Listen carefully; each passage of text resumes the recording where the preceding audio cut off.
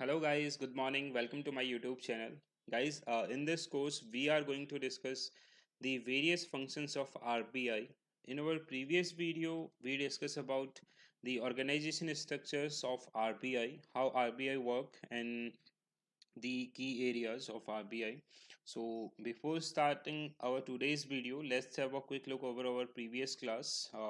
In our previous class हम लोगों ने जो स्टडी किया था, ठीक है, बेसिक हम लोग आपका स्टार्ट करे थे रिजर्व बैंक ऑफ इंडिया से। Reserve Bank of India which is also known as the central bank of India.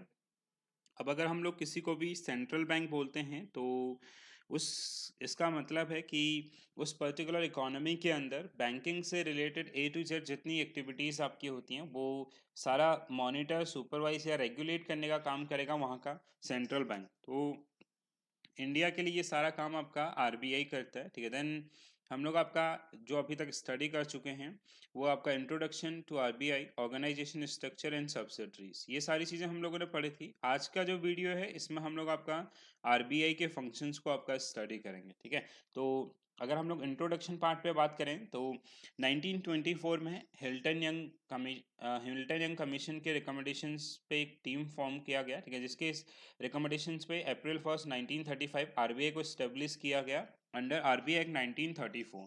तो रिकमेंडेशन कमेटी आपका हिल्टन यंग कमीशन, ईयर था आपका 1924, और आरबीआई स्टेब्लिश हुआ 1 अप्रैल 1935 को under RBI act 1934। Nationalisation, RBI का राष्ट्रीयकरण हुआ 1949 under banking regulation act 1949। Initially RBI का हेडक्वार्टर कोलकाता के अंदर था। 1937 में इसको परमानेंटली शिफ्ट किया गया आपका मुंबई में।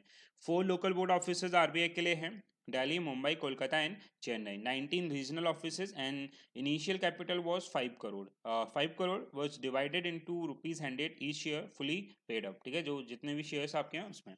प्लस बोर्ड ऑफ डायरेक्टर्स की अगर हम लोग बात करते हैं तो आरबीआई के बोर्ड ऑफ डायरेक्टर्स या टीम आरबीआई 21 मेंबर्स का एक लिस्ट है, जिसमें आरबीआई गवर्नर एट प्रेजेंट आपका शक्तिकांत दास, इसके अलावा 4 deputy governor Mahesh Kumar Jain, B B Kanungo, Viral Acharya and NS Viswanathan. 4 member from local board offices Delhi, Mumbai, Kolkata and Chennai advisory board. 2 member from ministry of finance advisory board and 10 member from government of India. तो इस तरीके से total 21 members. और 3 subsidiaries मैंने आपको आरबीआई का पढ़ाया था, जिसमें सबसे पहले था आपका एनएचबी, नेशनल हाउसिंग बैंक, जो कि हाउसिंग डेवलपमेंट के ऊपर काम करता है इंडिया में। 1988 में फॉर्म किया गया था under NHB act 1987। New Delhi based organization है और श्री राम कल्याण रमन के द्वारा इसको लीड किया जा रहा है। इसके अलावा deposit insurance and credit guarantee corporation, DICGC, 1978 में फॉर्म हुआ था, और एक्ट है आपका डीआईसीजीसी एक्ट 1961। हेडक्वार्टर मुंबई, और chairman deputy governor of RBI और एट प्रेजेंट श्री बीपी काननगो, इन्होंने रिप्लेस किया था एनएस विश्वनाथन को। और इंश्योरेंस लिमिट आपका होता है ₹1,00,000। इसके अलावा जो तीसरा और फाइनल आपका सब्सिडरी है आरबीआई का वो है भारतीय रिजर्व बैंक नोट मुद्रण प्राइवेट लिमिटेड, करेंसी प्रिंटिंग के ऊपर काम करता है, ठीक है। 2 प्रिंटिंग प्रेस है इसके, मैसूर एंड सलमोनी, मैसूर कर्नाटका, सलमोनी वेस्ट बंगाल, ठीक है। इसको जो चेयरमैन है इसके वो भी बीपी कनन को, deputy governor of RBI, Bangalore based organization आपका, और February 3 1995 को इसको फॉर्म किया गया था। अब आज का जो वीडियो है इसमें हम लोग आपका आरबीआई के मेजर फंक्शंस को आपका स्टडी करने जा रहे हैं, ठीक है। तो अगर हम लोग बात करते हैं आरबीआई के फंक्शंस को, बहुत बार आपने पढ़े होंगे, ठीक है, और कुछ मेजर फंक्शन जो आपके सामने लिखे गए हैं, ठीक है, जैसे issuance of currency, bankers of the bank, bankers to the government of India, monetary policy regulation, foreign exchange management, supervisory work, regulator for banking system, KYC regulation and all, ठीक है। तो इसमें से कुछ फंक्शन जो काफ़ी ज़्यादा इंपॉर्टेंट हैं हर एक एग्जामिनेशन के लिए, तो उनको हम लोग समझते हैं। So let's start functions of RBI. First function is issuance of currency issuance या करेंसी मैनेजमेंट आपका। तो बेसिक अगर हम लोग बात करते हैं इंडिया में तो करेंसीज के ऊपर 2 अथॉरिटीज आपका काम करती हैं, ठीक है। पहला है आपका गवर्नमेंट ऑफ इंडिया, जो कि लाइबल है आपका किसके लिए, ₹1 note and number of coins, जितने भी जो 1 रुपए का नोट है और जितने भी जो सिक्के आपके छापे जाते हैं इंडिया में, उसके लिए जो लाइबल या उसके लिए जो अथॉरिटी है वो है आपका गवर्नमेंट ऑफ इंडिया। भारत सरकार लाइबल है आपका ₹1 note and number of coins, और जो 1 रुपए का नोट होगा उस पर सिग्नेचरी अथॉरिटी होता है कौन, आपका फाइनेंस सेक्रेटरी, वित्त सचिव आपके, ठीक है। इसके अलावा सेकंड मेजर अथॉरिटी जो है आपका वो है आरबीआई, ठीक है। आरबीआई ₹2 नोट एंड अबव, ठीक है, ₹2 का नोट और उससे ऊपर के जितने भी करेंसी नोट आपके होते हैं सबको आपका जो अथॉरिटी है या जो लाइबल अथॉरिटी है वो है आपका RBI, reserve Bank of India, ठीक है। तो बेसिक अगर हम लोग बात करते हैं आरबीआई के लिए इंडिया में या इकोनॉमी के अंदर जो लिक्विडिटी स्टेटस है या जो कैश मैनेजमेंट है वो सारा आपका आरबीआई के द्वारा देखा जाता है। अगर हम लोग अथॉरिटीज की बात करते हैं, दो अथॉरिटीज, ठीक है, government of India which is liable for ₹1 note and number of coins, RBI which is liable for ₹2 note and above. Signatory authorities are for ₹1 note finance secretary of India and for ₹2 and above जितने भी notes आपके हैं RBI governor आपके, ठीक है। इसके अलावा जैसे दो तरीके का करेंसी हम लोग यूज करते हैं, आपका currency note and currency coins, तो इनके लिए अलग अलग एक्ट हैं। जितने भी करेंसी नोट आपके प्रिंट होते हैं as per RBI act 1934 section 22, ठीक है, जितने भी करेंसी नोट आपका प्रिंट होता है वो आपका किसके हिसाब से, आरबीआई एक्ट 1934 सेक्शन 22। और इस एक्ट के हिसाब से इंडिया का जो सबसे बड़ा करेंसी नोट होगा वो कितने का, आपका 1,000 रुपए का, ठीक है, सॉरी 10,000 रुपए का। जैसे अभी हम लोग 2,000 रुपीज़ का मैक्सिमम डिनोमिनेशन यूज करते हैं, तो हम लोग चाहें तो इकोनॉमी के अंदर 10,000 रुपीज़ तक का करेंसी नोट इशू कर सकते हैं। एक बार आपका 10,000 रुपीज़ का करेंसी नोट इशू हुआ था 1970-72 के बीच में आपका, ठीक है, मोरारजी देसाई के टाइम पे, लेकिन बाद में इनको डिमोनेटाइज किया गया था आपका 1978 में 1,000, 5,000 और 10,000 रुपीज़ के नोट को आपका। तो ब्लैक कलर का नोट होता है आपका, और इंडियन इकोनॉमी या इस एक्ट के हिसाब से सबसे बड़ा नोट हो सकता है आपका 10,000 रुपीज़। दूसरा, जितने भी कॉइन्स हमारे यहाँ पे मिंट होते हैं आपके, ठीक है, उनके लिए जो एक्ट है आपका, वो जो कॉइन्स एक्ट जितने भी आपके मिंट होते हैं वो सब किसके थ्रू, आपका कॉइनेज एक्ट 1906, ठीक है, कॉइनेज इन 1906, या कई जगह पर आपका लिखा रहेगा 2011, ठीक है, 2011 अमेंडमेंट्स हम लोग इसको बोलते हैं। आपका अमेंडमेंट्स का मतलब कुछ संशोधन आपके किए गए थे, जिसमें जो स्मॉल कॉइन्स होता है, जितने भी छोटे सिक्के आपके 50 पैसा, 20 पैसा, 25 पैसा, इनको खत्म किया गया था, ठीक है। तो जितने भी कॉइन्स आपके मिंट होंगे अकॉर्डिंग टू कॉइनेज एक्ट 1906, और इंडियन इकोनॉमी के लिए जो सबसे बड़ा सिक्का होगा वो कितने का होगा, आपका 1,000 रुपए का। तो बेसिक आपको जो कुछ पॉइंट्स को अपने ध्यान में रखना है एग्जामिनेशन व्यू पॉइंट्स से, अथॉरिटीज़ को ध्यान रखना है कि अगर क्वेश्चन ये आता कि जितने भी कॉइन्स हैं उनके लिए लाइबल अथॉरिटी कौन है, तो गवर्नमेंट ऑफ इंडिया। ₹1 के नोट के ऊपर सिग्नेचर किसके होते हैं, या ₹2 से ऊपर आपके करेंसी नोट को कौन इशू करता है, या फिर आपका कौन कौन से एक्ट आपके हैं, ठीक है, करेंसी किस एक्ट के हिसाब से आप प्रिंट होती है, या कॉइन्स किस एक्ट के हिसाब से मिंट होते हैं, ठीक है, या सबसे बड़ा डिनोमिनेशन करेंसी नोट के लिए कितना हो सकता है, या फिर आपका कॉइन्स के लिए कितना हो सकता है। काफ़ी इंपॉर्टेंट पॉइंट्स हैं, इनको ध्यान रखें आपका। दूसरा, अगर हम लोग बात करें इंडियाज करेंसी प्रिंटिंग मेथड, ठीक है, तो करेंसी प्रिंटिंग मेथड हम लोग जनरली आपका, जैसे अगर हम लोग बात करें वर्ल्ड वाइड जो करेंसी प्रिंटिंग मेथड चलता है वो चलता है आपका किससे, मनी मल्टीप्लायर से, ठीक है, मनी मल्टीप्लायर हम लोग इससे बोलते हैं। अब मनी मल्टीप्लायर का मतलब क्या है, मनी मल्टीप्लायर क्या होता है, एक सिस्टम आपका जो आपको ये बताता है कि आपके इकोनॉमिक के रिजर्व कितने हैं, ठीक है, जितना आपका इकोनॉमिक रिजर्व है उतना ही आप क्या कर सकते हैं, करेंसी प्रिंट कर सकते हैं, ठीक है, जितने आपके इकोनॉमिक रिजर्व हैं उतना ही आपको करेंसी प्रिंट करना चाहिए, ठीक है। जैसे अगर आपका आपके इकोनॉमिक रिजर्व डिसाइड करेंगे कि आपकी करेंसी की वैल्यूएशन कितनी होगी या उसका परचेजिंग पावर कैसा होगा, ठीक है, इकोनॉमिक रिजर्व के ऊपर बेस रहता है पूरा आपकी करेंसी की परचेजिंग पावर पैरिटी, ठीक है, ट्रिपल पी कॉन्सेप्ट हम लोग जिसे बोलते हैं। अब आपका, जैसे आप लोगों ने कई बार सुना होगा कि वर्ल्ड की सबसे स्ट्रॉन्गेस्ट करेंसी है आपका इस इंडेक्स के हिसाब से चाइनीज करेंसी रेनमिनबी या युआन हम लोग जिसे बोलते हैं, ठीक है, चाइना से। नंबर 2 पे आपका आता है यूएस डॉलर, और नंबर 3 पे आपका आता है इंडियन करेंसी आईएनआर, ठीक है। तो अब ये होता क्या है, वर्ल्ड की सबसे थर्ड स्ट्रॉन्गेस्ट करेंसी हम लोग आईएनआर को बोलते हैं या इंडियन रुपी को आपका बोलते हैं, ठीक है। तो ऐसा क्यों बोला जाता है, क्योंकि जब जैसे युआन नंबर 1 पे क्यों हुआ, क्योंकि इनके इकोनॉमिक रिजर्व काफ़ी बड़े हैं और इसके अगेंस्ट में जो करेंसी प्रिंट हुआ वो काफ़ी कम, सेम एज यूएस डॉलर या आईएनआर के द्वारा। अब कुछ करेंसीज जहाँ पे जिनकी वैल्यूएशन या परचेजिंग पावर बहुत कम होती है, जैसे आपका सोमालिया है, वेनेजुएला है, जिम्बाब्वे है, इन्होंने क्या करा, इकोनॉमिक रिजर्व बहुत कम रखे और उसके अगेंस्ट में जो करेंसी प्रिंट करा वो काफ़ी ज़्यादा आपका करा, तो इसलिए इनकी करेंसी की जो परचेजिंग पावर है बहुत कम होते गई। तो इंडिया एक कॉन्सेप्ट आपका चलेगा मनी मल्टीप्लायर, जो कि ये बताता है कि आपकी इकोनॉमी के रिजर्व जितने हैं आप उतने ही करेंसी प्रिंट करें, ठीक है। इसके अलावा अगर हम लोग इंडिया की करेंसी की प्रिंटिंग मेथड की बात करते हैं तो मेथड का नाम है मिनिमम रिजर्व सिस्टम, न्यूनतम भंडार प्रणाली, ठीक है, MRS, जिसको हम लोग बोलते हैं मिनिमम रिजर्व सिस्टम।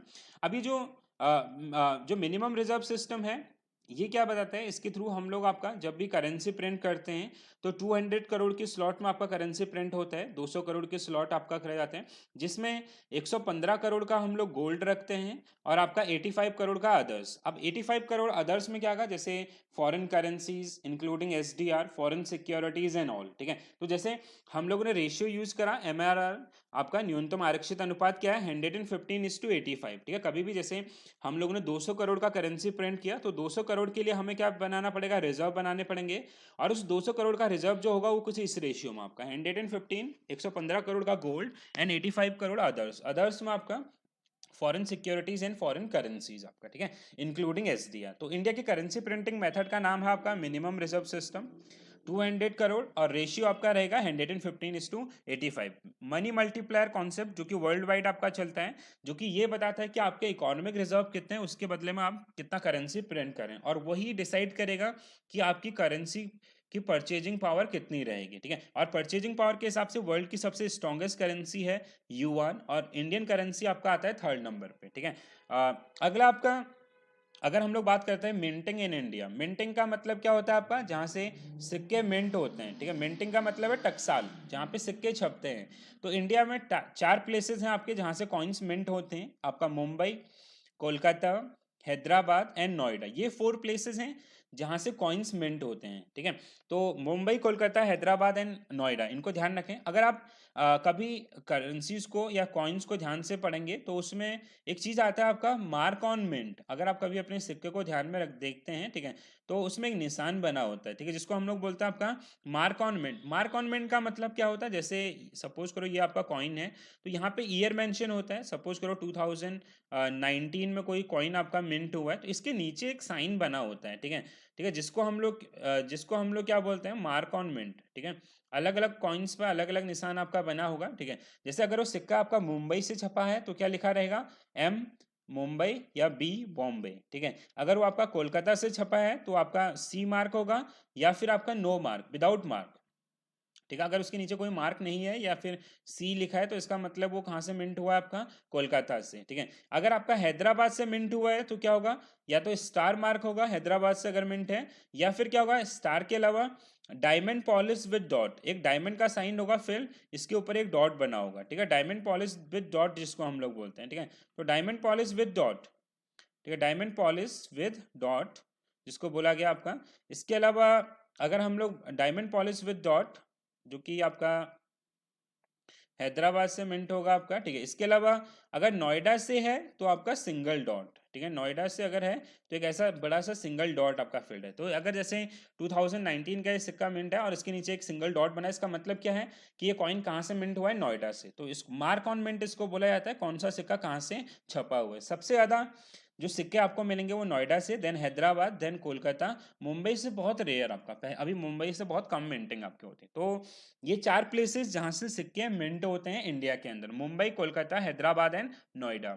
इसके अलावा नोट प्रिंटिंग इन इंडिया, अगर आप करेंसी नोट प्रिंटिंग को देखते हैं तो 4 प्लेसेस हैं जो जहाँ से करेंसी नोट प्रिंट होता है, नासिक, देवास, नासिक महाराष्ट्र, देवास मध्य प्रदेश, मैसूर कर्नाटका, सलबौनी वेस्ट बंगाल, ठीक है। ये 4 प्लेस हैं जहाँ से करेंसी नोट प्रिंट होते हैं। अब इन 4 प्लेसेस में से आपका जो ऊपर के 2 प्लेसेस हैं, इन ये जो प्रिंटिंग प्रेस है इनको गवर्नमेंट ऑफ इंडिया ओन करता है, और जो नीचे के 2 हैं आपका इनको आरबीआई ओन करता है, ठीक है। आप इसको ध्यान रखें, ये क्वेश्चन बहुत बार पूछा जाता है एग्जामिनेशंस के अंदर कि कौन सा आपका मिंटिंग प्रेस जो गवर्नमेंट ऑफ इंडिया के अंदर आता है, प्रिंटिंग प्रेस, कौन सा प्रिंटिंग प्रेस जो आपका आरबीआई के अंडर आता है, ठीक है, या इनमें से कौन सा करेंसी नोट प्रिंटिंग है या नहीं है। तो ये 4 प्लेसेस हैं जहाँ से इंडिया में करेंसी प्रिंट होती है, और फर्स्ट से जो 2 है ये आपका गवर्नमेंट ऑफ इंडिया की अथॉरिटी के अंदर, और सेकंड 2 आपका आरबीआई के अंडर, ठीक है। इसके अलावा इन चारों के अलावा अगर आप कभी नोट प्रिंटिंग प्रेस को अगर आप पढ़ेंगे तो इसके अलावा एक और प्लेस आपको मिलेगा जिसका नाम है आपका होशंगाबाद, ठीक है। होशंगाबाद जो कि पड़ता है आपका कहाँ पे, मध्य प्रदेश के अंदर, भोपाल से कुछ दूरी पे है आपका होशंगाबाद, ठीक है। लेकिन जो होशंगाबाद वाला है वो क्या है, आपका एक पेपर मिल है जिसको हम लोग क्या बोलते हैं, पेपर मिल। पेपर मिल का मतलब जहाँ पे करेंसी नोट नहीं छपता है, बल्कि जो करेंसी नोट के लिए जो पेपर है या जितना भी स्टैम्प पेपर्स या ये सारी चीज़ें वो सब प्रिंट होती है कहाँ पे आपका होशंगाबाद मध्य प्रदेश के अंदर, ठीक है। मध्य प्रदेश में पड़ता है आपका Hoshangabad. Hoshangabad is a paper mill, ठीक है। वहाँ पे करेंसी नोट प्रिंट नहीं होता। तो 4 प्लेसेस इनको ध्यान रखें, होशंगाबाद एमपी जो कि पेपर मिल है आपका इस तरीके से, और ये बहुत इंपॉर्टेंट है, इनको आपको ध्यान रखें। तो बेसिक पहला फंक्शन अगर हम लोग बात करते हैं तो आपका इशुएंस ऑफ करेंसी, जितना भी जो करेंसी प्रिंटिंग से रिलेटेड एक्टिविटीज़ होती हैं इंडिया में, वो आपका लिक्विड कितना करेंसी होना चाहिए या सप्लाई ऑफ मनी होना चाहिए, या आरबीआई डिसाइड करता है। दो अथॉरिटीज़ इंडिया में जो करेंसी प्रिंटिंग के ऊपर काम करते हैं, एक आपका आरबीआई, दूसरा government of India. Government of India जो कि लाइबल है, एलिजिबल है ₹1 note and number of coins, and RBI for ₹2 and above, ठीक है। इसके अलावा एक्ट आपके कॉइनेज एक्ट 1906 फॉर कॉइन्स, और आपका RBI act 1934 for currency notes, ठीक है। 4 प्लेसेस जहाँ से कॉइन्स मिंट होते हैं, मुंबई, हैदराबाद, नोएडा एंड कोलकाता, और 4 प्लेसेस जहाँ से नोट प्रिंट होते हैं, नासिक, देवास, मैसूर एंड सलबौनी, ठीक है। जो रिमेनिंग फैक्ट्स हैं उनको ध्यान रखें, काफ़ी इंपॉर्टेंट है एग्जामिनेशन व्यू पॉइंट्स। इसके अलावा जो सेकंड फंक्शन है आपका आरबीआई का, उसको हम लोग बोलते हैं आपका bankers of the bank. RBI को बैंकों का बैंक बोलते हैं, क्यों? क्योंकि कभी अगर किसी बैंक को पैसे का रिक्वायरमेंट है तो वो भी आपका आरबीआई के थ्रू, आरबीआई से आपका लोन ले सकता है, ठीक है। जैसे आरबीआई, जैसे हम लोग बोलते हैं ना, जैसे आपका कोई जिस बैंक में आपका अकाउंट है, आप बोलती है मेरा बैंकर है, तो आपको बैंकिंग से रिलेटेड अगर कोई भी हेल्प चाहिए होती है तो आप उस बैंक के पास जाते हैं। सेम एज जितने भी बैंक मार्केट के अंदर हैं, इनको अगर बैंकिंग से रिलेटेड कोई भी हेल्प चाहिए होती है तो ये लोग किसके पास जाते हैं? आपका आरबीआई के पास जाते हैं, ठीक है। तो बैंक उनको फुलफिल करने के लिए, जैसे आपका रेपो रेट है RBI to commercial bank 90 days, ठीक है। इसके अलावा एमएसएफ है, marginal standing facility for overnight, ठीक है। इसके अलावा बैंक रेट है आपका, ठीक है, बैंक रेट आपका, या इसके अलावा आपका टर्म रेपो है। तो ऐसे बहुत सारे टूल जिसके थ्रू जो प्रूव करते हैं आपका RBI banker of the bank, या जिसके थ्रू कोई भी बैंक आरबीआई से क्या कर सकते हैं, लोन ले सकता है आपका short term and long term duration के लिए, ठीक है। तो बैंकर्स ऑफ द बैंक। दूसरा आपका bankers to the government of India, Bharat सरकार का बैंकर भी बोला जाता है आरबीआई को, ठीक है। अब भारत सरकार का बैंकर क्यों बोलते हैं? एक टूल मैंने आपको पढ़ाया था, ओपन मार्केट ऑपरेशन, जिसका मतलब क्या था आपका, buying and selling of government securities through RBI. जैसे हम लोगों का जो बजट होता है, ठीक है, जब हम लोग आपका बजट पेश करते हैं तो हमारा जो बजट टाइप है वो क्या होता है? आपका डेफिसिट होता है, ठीक है। डेफिसिट का मतलब when income is lesser than expenditure, ठीक है, जब आय कम होती है और एक्सपेंडिचर ज़्यादा होते हैं, ठीक है। तो हम लोग हर साल आपका डेफिसिट बजट पेश करते हैं। अब सपोज करो आपकी इनकम हुई आपका 18 लाख करोड़, और एक्सपेंडिचर हम लोगों ने कर दिया 24 लाख करोड़। अब 24 इन आय आपकी हो रही है 18 लाख करोड़, आप खर्च कर रहे हो 24 लाख करोड़। अब 24 लाख करोड़ कब खर्च कर पाओगे? जब इनका बीच का जो डिफरेंस है, जिसको हम लोग बजटरी घाटा या बजटरी डेफिसिट बोलते हैं, 6 लाख करोड़।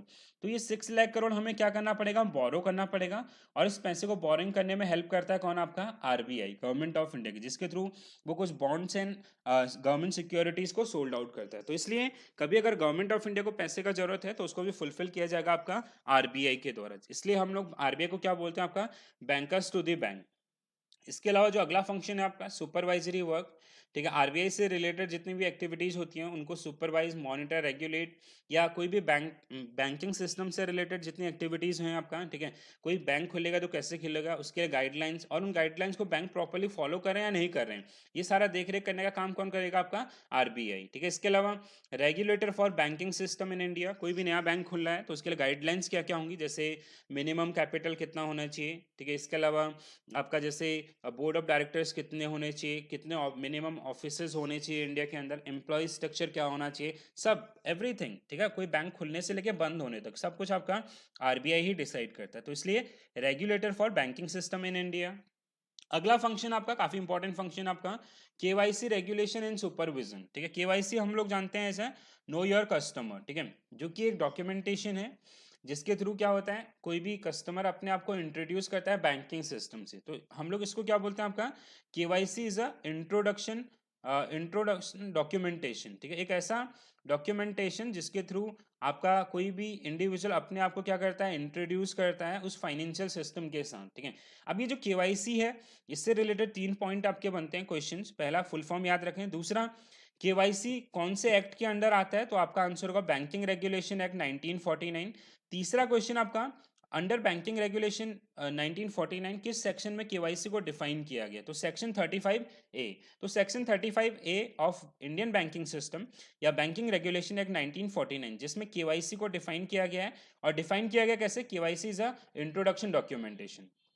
ठीक है, तो इंट्रोडक्शन का मतलब क्या होता है? जैसे अगर आपसे कोई बोलेगा अपना इंट्रोडक्शन दो, तो आप अपना नाम बताएंगे, आईडी प्रूफ, मैं वहां से बिलोंग करता हूँ, address proof and other documentation, जैसे आपका इनकम प्रूफ एंड ऑल। ठीक है, तो जो भी, तो ये जो जितना भी डॉक्यूमेंटेशन पार्ट आपका होता है, ये सारा केवाईसी कहलाता है। और इसके लिए जो गाइडलाइंस फॉर्म करता है वो आपका आरबीआई जो केवाईसी को रेगुलेट करता है under banking regulation act 1949 subsection 35A आपका। ठीक है, तो इसको ध्यान रखना है आपको। 3-4 क्वेश्चन यहाँ से बनेंगे। पहला, केवाईसी को कौन रेगुलेट करता है?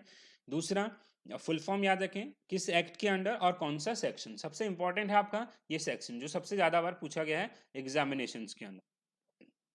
अगला जो पॉइंट है आपका मॉनेटरी पॉलिसी रेगुलेशन। ठीक है, मॉनेटरी पॉलिसी जो मैं आपको पढ़ा चुका हूं पहले। ठीक है, monetary policy as an arm of RBI. ठीक है, ये जो आरबीआई के जितने भी फंक्शंस हैं, ठीक है, जिसके थ्रू आरबीआई क्या करता है? क्रेडिट कंट्रोल करता है। ठीक है, क्रेडिट पॉलिसी भी इसको बोलते हैं, जिसके थ्रू आरबीआई क्या करता है? आपका मार्केट के अंदर क्रेडिट कंट्रोल करता है, या जिसको हम लोग बोलते हैं आपका लिक्विडिटी को मैनेज करता है। ठीक है, लिक्विडिटी आपका, लिक्विडिटी का मतलब क्या हो गया?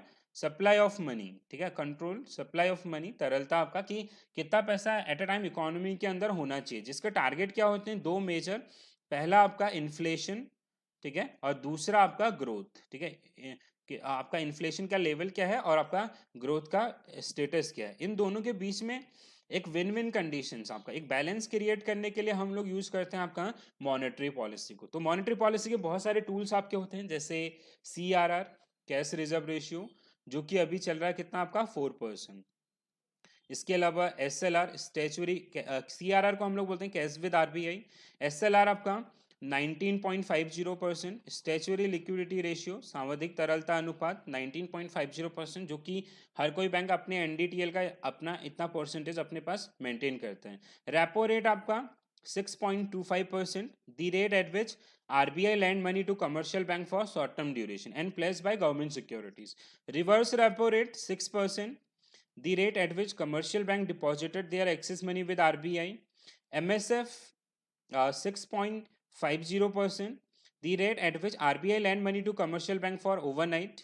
Bank rate 6.50%, the rate at which RBI lend money to commercial bank for more than 90 days. ठीक है, रेपो रेट आपका टर्म रेपो, एक ऑक्शन विंडो जिसके थ्रू आरबीआई क्या करता है? 14 डेज के लिए आपका पैसा ऑक्शन करता है बैंक्स को आपका।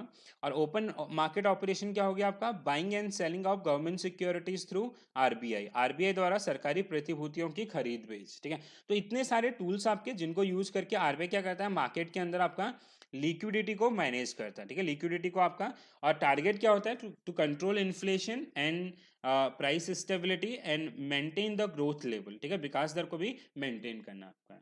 इसके अलावा एक और जो मेजर फंक्शन है आपका, वो है आपका फॉरेन एक्सचेंज रेगुलेशन। ठीक है, जितना भी फॉरेन एक्सचेंज मैनेजमेंट या रेगुलेशन से रिलेटेड एक्टिविटीज हैं, उनको भी आपका आरबीआई हैंडल करता है। ठीक है, जिसके थ्रू कि जो फॉरेक्स से रिलेटेड जितनी भी गाइडलाइंस हैं वो, प्लस आपका करेंसी एक्सचेंज या करेंसी की वैल्यूएशन को बनाए रखने के लिए जो भी एक्टिविटीज़ हैं। अब इसके लिए जो रिलेट करता हुआ एक्ट है वो है फेरा। पहले फेरा था आपका फॉरेन एक्सचेंज रेगुलेशन एक्ट। ठीक है, आपका 17 जुलाई 1999 में इसको कर दिया गया आपका फेमा। ठीक है, फॉरेन एक्सचेंज मैनेजमेंट एक्ट। तो फेमा जिसके ऊपर जो अगर क्वेश्चन ये होता है कि फॉरेन एक्सचेंज का बिजनेस किस एक्ट से रेगुलेट होता है, तो फेमा। और फेमा के ऊपर जो रूलिंग अथॉरिटी है वो कौन है आपका? RBI, reserve Bank of India. ठीक है, तो जो जितना भी फॉरेक्स का बिजनेस है आपका, वो आरबीआई मैनेज करता है किसके through? Foreign exchange management act के थ्रू। ठीक है, तो फेमा एक्ट 1999। ठीक है, आपको एक्ट याद रखने हैं प्लस आपका फुल फॉर्म इन दोनों के लिए। तो जितना भी फॉरेन एक्सचेंज से रिलेटेड कि इंडिया के पास कितने रिजर्व हैं, कितना गोल्ड है, कितना फॉरेन करेंसीज या कितना फॉरेन सिक्योरिटीज हम लोग होल्ड करते हैं। ठीक है, ये सारे रिपोर्ट मेंटेन करना, या जो करेंसी एक्सचेंज होना, या फिर जितने भी जो ऑथराइज डीलर्स आपके हैं। ठीक है, ऑथराइज डीलर्स क्या होते हैं? जो करेंसी एक्सचेंज में आपका डील करते हैं। इन सबको मॉनिटर, सुपरवाइज या लाइसेंसिंग करने का काम किसका होगा? आरबीआई का होगा। तो ये कुछ मेजर फंक्शंस आपका आरबीआई के लिए। ठीक है, आई होप कि आपको क्लियर होंगे। इनमें से कुछ फंक्शन जिनको आपको बिल्कुल अपने टिप्स पर रखना है, जैसे इशुएंस ऑफ करेंसी, करेंसी से रिलेटेड जितनी भी चीज़ें आपकी हैं। इसके अलावा आपका foreign exchange management, KYC, monetary policy, ठीक है, ये जितने भी जो पॉइंट्स आपके हैं, ठीक है। आई होप कि गाइज आपको सारे पॉइंट्स क्लियर हुए होंगे। अगर आपका कोई भी डाउट होता है तो आप मुझे मैसेज कर सकते हैं या ईमेल लिख सकते हैं या फिर आप कमेंट के थ्रू अपना मैसेज कन्वे कर सकते हैं। साथ ही साथ अगर आपको वीडियो अच्छी लग रही है तो प्लीज़ कमेंट करिए मैक्सिमम, जिससे कि थोड़ा बहुत मोटिवेशन हमें मिले, और अपने फ्रेंड्स के साथ शेयर करिए, जिससे कि ज़्यादा से ज़्यादा लोगों को इसका बेनिफिट मिल जाए। So guys, this is it for this unit. I hope कि आप लोगों ने काफ़ी इन्जॉय किया होगा वीडियो को, और आने वाले समय में हम लोग आपका कुछ और वीडियोज़ के साथ आएंगे, जैसे जो इंडियन पेमेंट सिस्टम है आपका, उसको हम लोग डिस्कस करेंगे आने वाले क्लास के अंदर, ठीक है। जैसे NPCI है आपका, NEFT, RTGS, IMPS, और कुछ करंट अफेयर के साथ। So this is it. Thank you for watching this video. Stay tune.